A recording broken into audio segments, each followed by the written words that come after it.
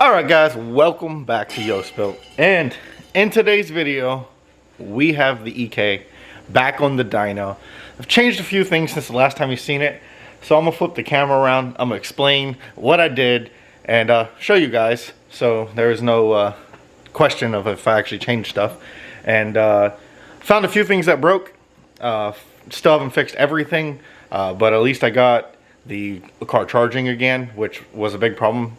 When I was at the track, I only did one log, and I never even looked at the voltage. And yesterday, I went to take the car to go get breakfast, and as soon as I turned on my street, the car started sputtering real bad. And then I rolled down to the end of the hill and had my jump box with me, put it on, and the car only had 9 volts. So who knows for how long the alternator has been dying.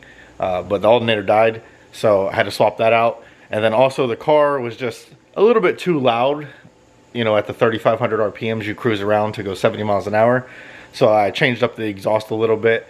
It's on E85, like I said in the last video at the track.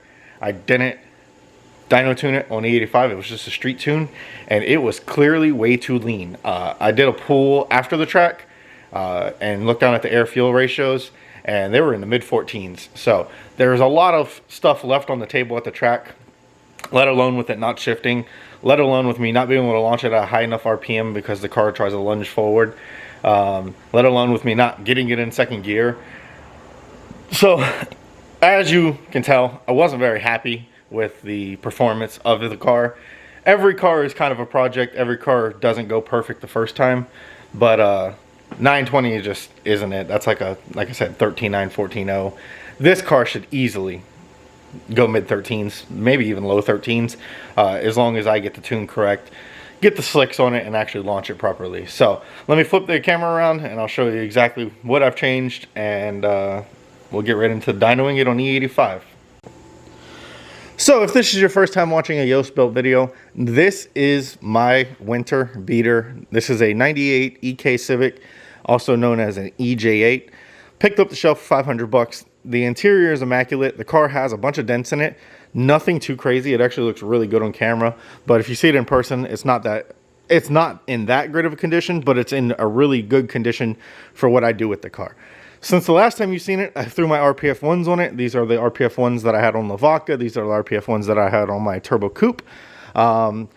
We, like I said, had a voltage issue, so I converted the car to an OBD1 alternator. This is my spare alternator. This is what I used to run on my Accord. We still have the Euro intake manifold. If I have time in this video, I am going to pull this intake manifold off, and I'm going to stick my semi-ported P13 on it to see if we gain any power. Robert Burton coil unplug, the proper plugs, the VMS cover, G22, it's an F22 A6 bottom end. It has a set of pewter rods in it. It has a set of 12-to-1 pistons in it. It has Skunk 2 Pro1 cams, dual valve springs and retainers. Has a header, full exhaust, and now has 2 resonators and a muffler. It has a T2, T4 Euro transmission. And like I said, I redid the exhaust. I actually tucked it really far up under the car. Hold on, let me get a light. Alright, now that we have the light, so you can see down here, the flange for the header is actually probably the lowest part on the car. And then we have a resonator there. We have another resonator there. Comes back, mandrel bent, 3-inch, and then it goes to a Vibrant ultra quiet muffler. Has 2000 50/50 tail lights. RPF ones. This is an EX, so this is a full weight car. Probably weighs over 2,900 pounds with me in it. Has the JDM black housing headlights, has the clear fog lights, and it's on a set of Rev 9 coilovers. Absolutely love them, recommend them 100%. Runs a set of Yanaka axles, and that's pretty much it. So Roscoe Racing Euro R intake manifold, 1320 header, motor I've had for years. And then the interior, it's pretty much mint OEM Civic EX. I did a northern headliner, and the only thing that we've really had issues with so far, like I said, is the shifting. This is a 5th gen Prelude plastic shifter with the proper cables, the proper shifter. That's actually supposed to be a short throw shifter. And then I've recently put Torque Solutions shifter bushings, which you can't see, but they are in there. There's polyurethane bushings now, so it should shift a little better.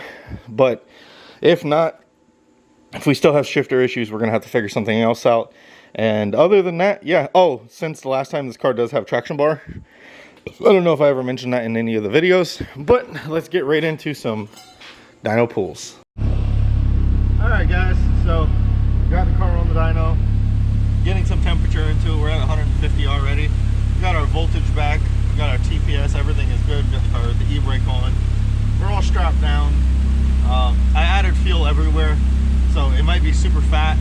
I don't really know, but we're gonna only rev it to like 8,000, or 8,500, try to keep the alternator happy, because for some reason it killed the last alternator for no reason at all. So let's see what we got.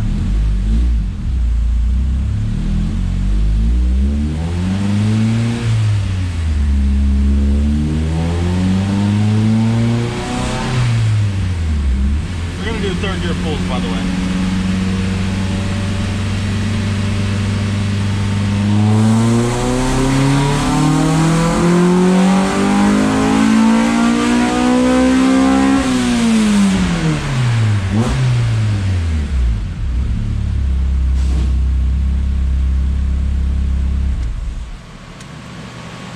So first pull, 209 wheel, 164 foot-pounds of torque. That is substantially better than what it made before. So I know this motor has a lot of compression. I know this motor was gonna like a lot of octane and a lot of timing.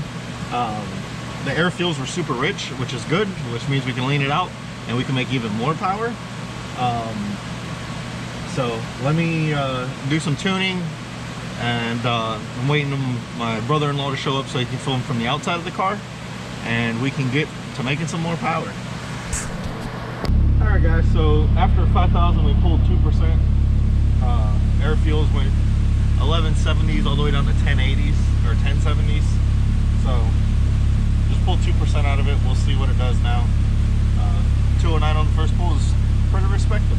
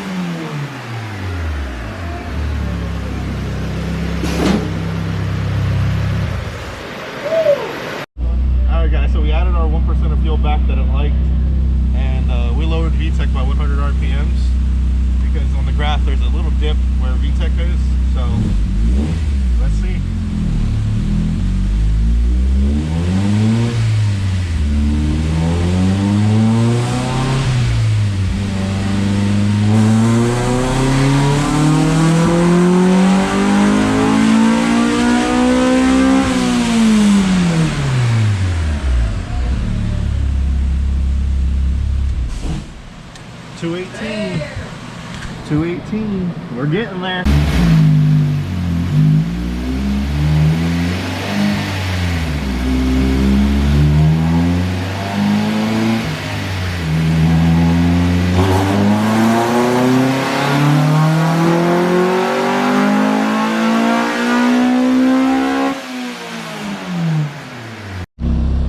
We added a half a degree of timing up top. Let the car cool down a little bit.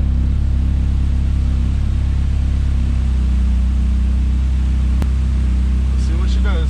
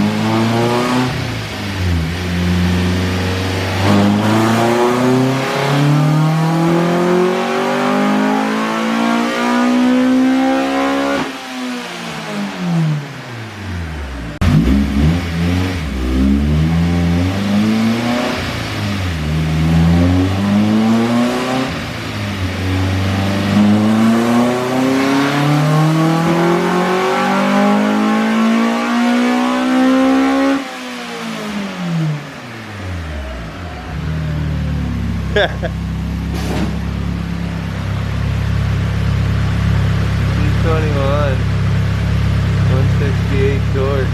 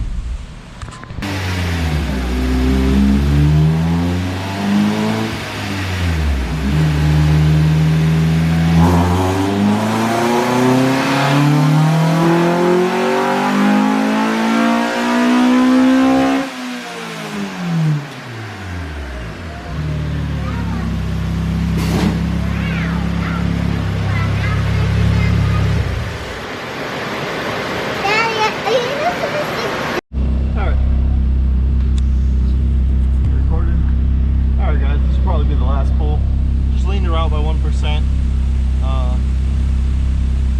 See what she makes. Hopefully we can crack 225 wheel. If not, I'm not really worried about it. This is more power than this motor's ever made up here, so maybe put some miles on the rings helped it come back to life.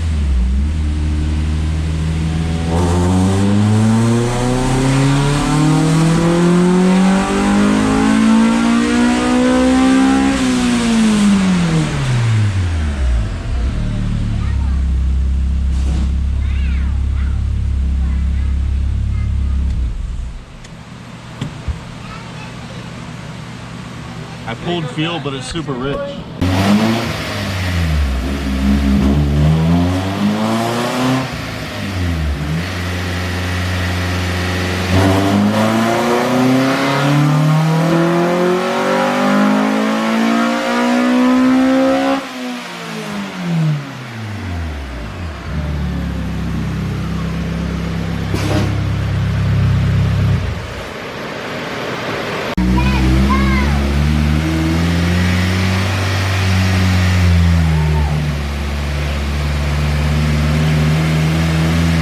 Watch out, Doug.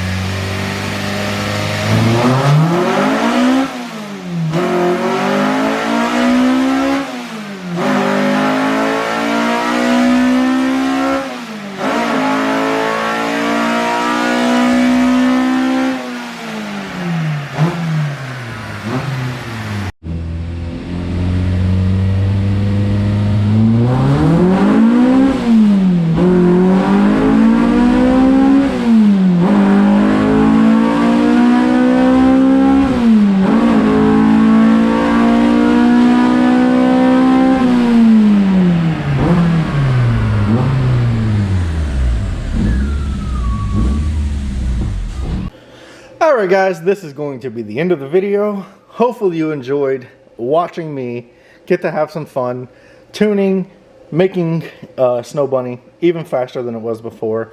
If you guys remember, pump gas with the air filter, the way the car is now, it made 201 wheel horsepower and 154 foot-pounds of torque. It now makes 225 wheel horsepower, 169 foot-pounds of torque, and should be a whole new car. With the E85, of course, you can throw some timing at it, you can lean it out a little bit, you can get a little more aggressive with the tune, and it still be a completely safe, good running car. This motor before in my Accord, when it was in my Accord, it was on E85. It was, I believe, with a P13 intake manifold, and the same style header, same style exhaust, 2.5 to 3. It made 231 wheel horsepower. So for the motor setting for more than 5 years, and then getting thrown in the Civic and it still be able to crack out 225 wheel horsepower, I'm very impressed by that. If we go back over here to when we had the H22A JDM motor in the car on a 50 shot, this is the difference between the H22A on a 50 shot versus the G22 all motor. So you can see right here, of course, there's a big power difference, but this is the G22 all motor versus a H22A on a 50 shot. You can see the torque reading went all crazy, but there's only 25 wheel horsepower difference. So from 225 to 250. So this thing should, you know, feel pretty comparable to what it did before, with just a little baby nitrous shot. It definitely carries the power band a lot longer, definitely has a pretty smooth power band, and we still have the option of swapping on the P13 intake manifold with the bigger throttle body that's ported and see if we can make even more power. So the Euro R, the intake manifold that's on there right now, is a Roscoe Racing one that's not ported. Only thing that is ported is the throttle body hole itself to match a 68 millimeter throttle body. So the car still has potential to make even more power, but today was just getting it tuned in on the dyno with the setup it has, just getting the max potential out of it. I want to put some miles on this motor. Like I said, it sat for over 5 years. Put some miles on it, let the rings do their things, get some heat cycles in it, and come back, change the intake manifolds, and we'll send it for even more power. So little timing was added. Of course, air fuel's right at 12.9, 13.0, which is what it liked, and at redline it was all the way down to 12.28. But the motor is very happy. Hope you guys enjoyed the video. If you haven't subscribed to YoSpilt, please subscribe below and let me know what you think about the new power numbers on Snow Bunny. And as always, you guys are the greatest.